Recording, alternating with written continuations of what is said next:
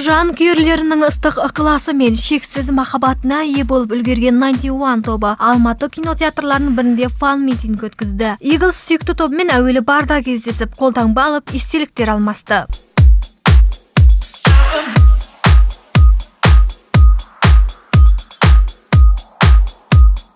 «91 тобы бұл кездесуді көптен күткенін, жанкүйерлерін сағынғанын айтады. Шынына келетін болсақ, біз Алматыда Eagles'дармен кездеспегелі өте ұзақ уақыт болды. Басқа қалаларға бардық, басында турне болды.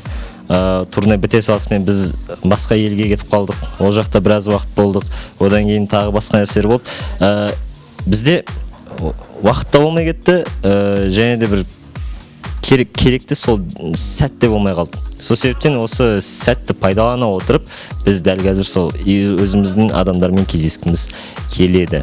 Себебі Алматыда кездеспегелі өте көп болды. Ал дәл қазір фан-митингтегі алғашқы әсерлерің қандай дегенге, жігіттер әлі де таң қалыстарын, күтпеген жағдайлар барын жасырмады. Біз күтпеген жағдайлар болып жатыр.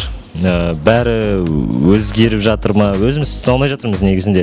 Шыны керек, біз әлі күнге дейін дұрыс битіп шығып не болатыр деп қарап көрген уақыт болған жоқ. Сол себептен қазір дым айта алмаймыз, бірақ әрбір осындай нәрселер жасап жатқан кезде бізге халықтың беретін реакциясы өте қатты ұнайды. Және біз әлі күнге дейін әлі ол нәрсенің толықтай түсініп жатқан жоқпыз не болатқанын. Ал Eagles болса нағыз жанкүйерлік танытты. Аталмыш топтың әндерін қосыла шырқап, қолдауларын аямады.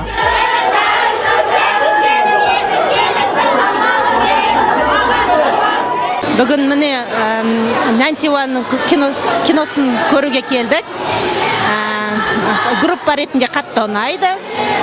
Киносынан жақсы әсер алам деп күтемін.